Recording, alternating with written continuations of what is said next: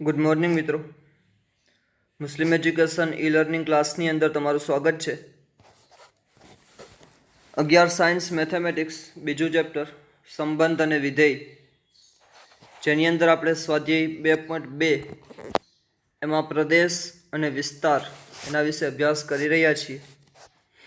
અગાઉ પણ આપણે સંબંધ ઉપરથી પ્રદેશ અને વિસ્તાર કઈ રીતે મેળવાય એના માટેની એક્સરસાઇઝ જોઈ છે.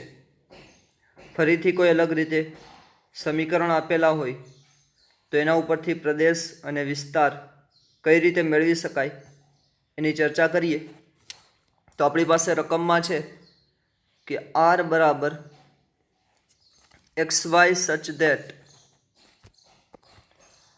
x બિલોંગ્સ ટુ n અને y બિલોંગ્સ ટુ n, એટલે કે x છે એ પ્રાકૃતિક સંખ્યા છે અને y પણ પ્રાકૃતિક સંખ્યા છે. સૌથી પહેલાં વધારે જરૂરી છે રકમને સમજવી. રકમને સમજાઈ જશે પછી એકદમ સરળ જ છે. એના પછી છે કન્ડિશન x પ્લસ વાય બરાબર 10, એટલે કે x અને y બંનેનો સરવાળો છે એ 10 થવો જોઈએ. હવે એવો આપણે સૌથી પહેલાં તો સંબંધ ગોતશું અને પછી એનો પ્રદેશ અને વિસ્તાર મેળવવાનો છે. પ્રદેશ અને વિસ્તાર મેળવવા માટે સંબંધ જરૂરી છે. તો સૌથી પહેલાં આપણે એવો સંબંધ નક્કી કરશું કે આરની અંદર એવા આર એટલે કે સંબંધમાં એવી કઈ કઈ વસ્તુ આવશે કે જેથી એમાં એ બધા જ સભ્યોનો સરવાળો 10 થતો હોય. તો અમુક આપણે સમજવા માટે કોઈ સંખ્યા લખીએ. સૌથી પહેલાં એક્સ છે એ પ્રાકૃતિક સંખ્યામાંથી લેવાનું છે, તો પહેલું એક્સ આવે અને પછી વાય આવશે. તો પ્રાકૃતિક સંખ્યા છે એ 1થી ચાલુ થાય એટલે બધી સંખ્યા આપણે ગણતરી થાય એવી ગણીએ તો 1 2 3 4 બધી પ્રાકૃતિક સંખ્યા છે. તો સૌથી આપણે નાની સંખ્યા પહેલાં લખીએ તો 1 છે. હવે 1ની સાથે કઈ સંખ્યા લેશું કે જેથી એનો સરવાળો 10 થાય, કારણ કે અહીંયા આપણને કીધું છે x પ્લસ વાય બરાબર 10 થાય. તો હવે 1 અને 9 એનો સરવાળો 10 થાય આપણને ખબર છે, એટલે કે xની કિંમત 1 લીધી અને yની કિંમત 9 લીધી. 1 + 9 બરાબર 10 થશે. એટલે એક સંખ્યા આપણને મળી 1 9, આ સંબંધ થયો, એનો એક સભ્ય થયો. હવે આપણે બીજો સભ્ય લેવો હોય તો હજી 1ની સાથે 8 લેશું તો 1 + 8 બરાબર 9 થશે, 10 થશે નહીં, તો એ ચાલશે નહીં.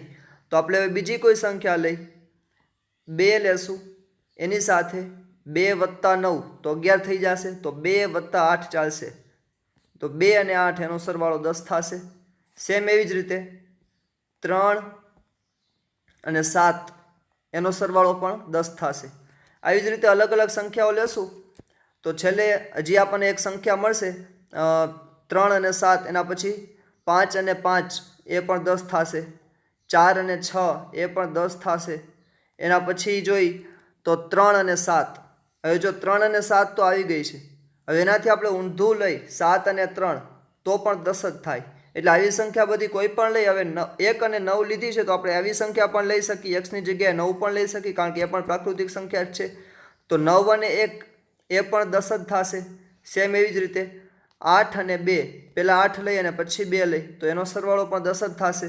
સેમ એવી જ રીતે 7 અને 3 એનો સરવાળો પણ 10 જ થશે.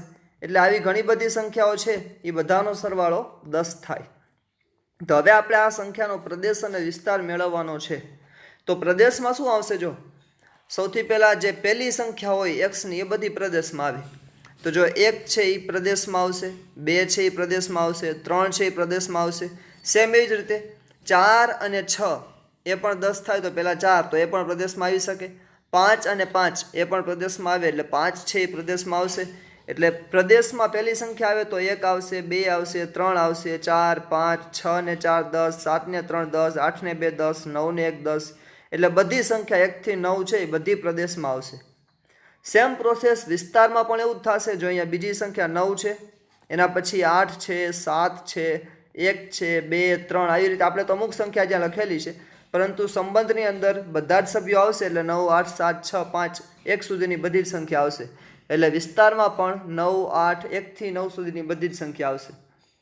હવે આપણને પ્રશ્ન થાય કે 0 અને 1, 0 અને 10 એનો સરવાળો પણ 10 જ થશે, પણ 0 ને આપણે લઈ નહીં શકીએ. કારણ શું છે? કારણ કે 0 છે એ પ્રાકૃતિક સંખ્યા નથી, એટલા માટે 0નો ઉપયોગ થશે નહીં. અહીંયા આપણને કીધું છે x બિલોંગ્સ ટુ n અને y બિલોંગ્સ ટુ n, એટલે કે નેચરલ નંબર જ પ્રાકૃતિક સંખ્યાનો જ ઉપયોગ કરવાનો છે.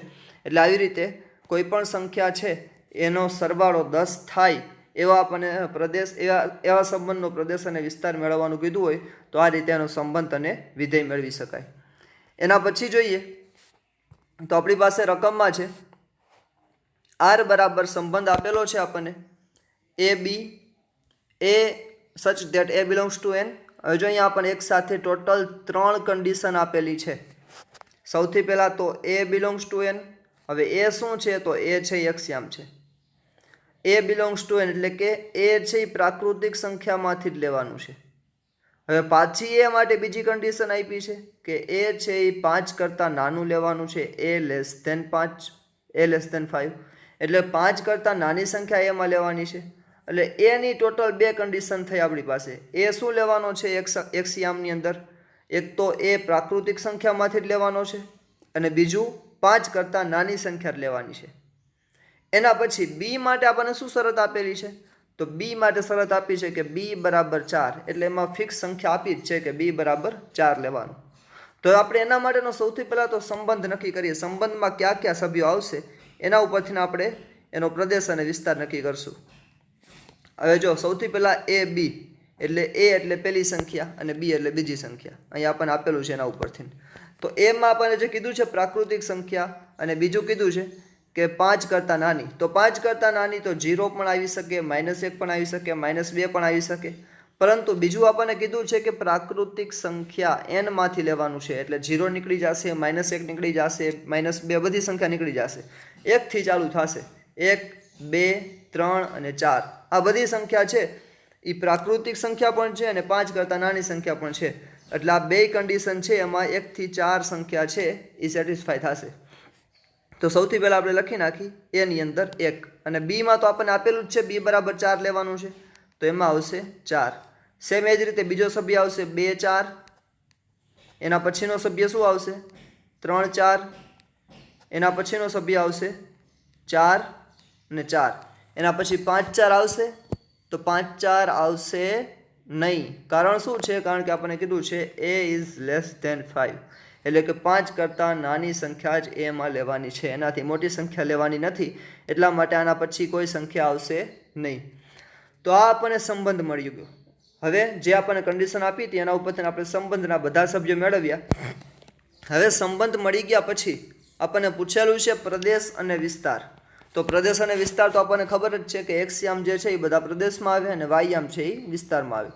તો અહીંયા એક્સયામમાં 1 આવશે, 2 આવશે, 3 આવશે અને 4 આવશે. આ બધા છે એ આરનો પ્રદેશ થશે. તો આરનો પ્રદેશ બરાબર 1, 2, 3, 4 અને વિસ્તારની અંદર તો બધામાં 4 એક જ સંખ્યા છે, બીજું કોઈ અલગ છે નહીં.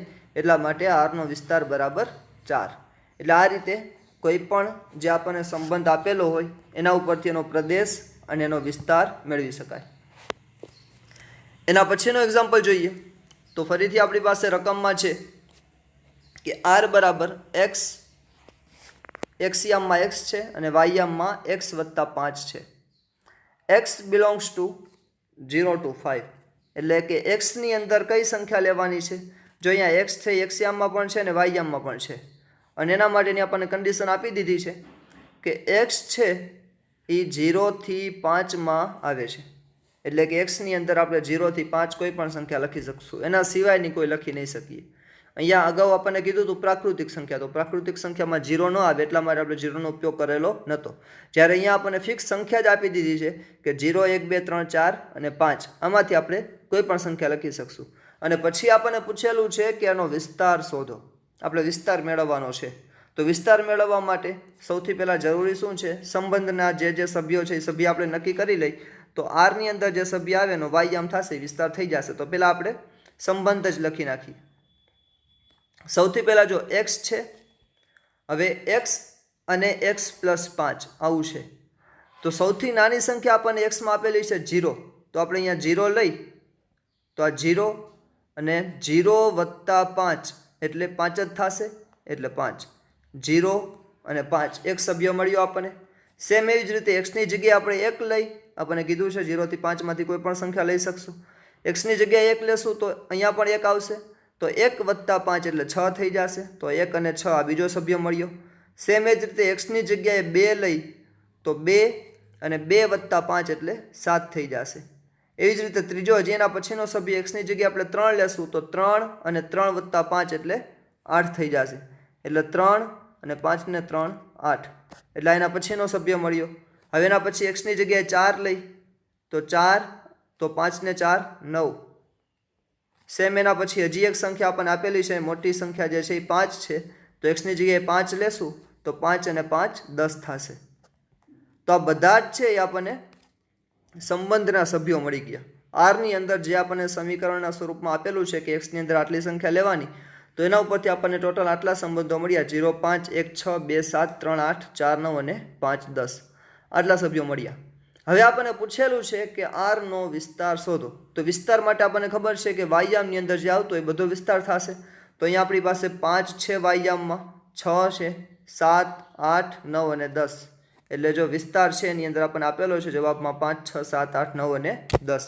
એટલે આરનો વિસ્તાર બરાબર 5 6 7 8 9 અને 10 આ બધોનો વિસ્તાર થશે.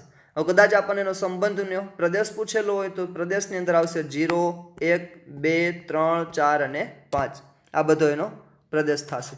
તો આવી રીતે કોઈ પણ સમીકરણ આપેલા હોય કે ગણ આપેલા હોય એના ઉપરથી એનો પ્રદેશ અને વિસ્તાર મેળવી શકાય. Thank you.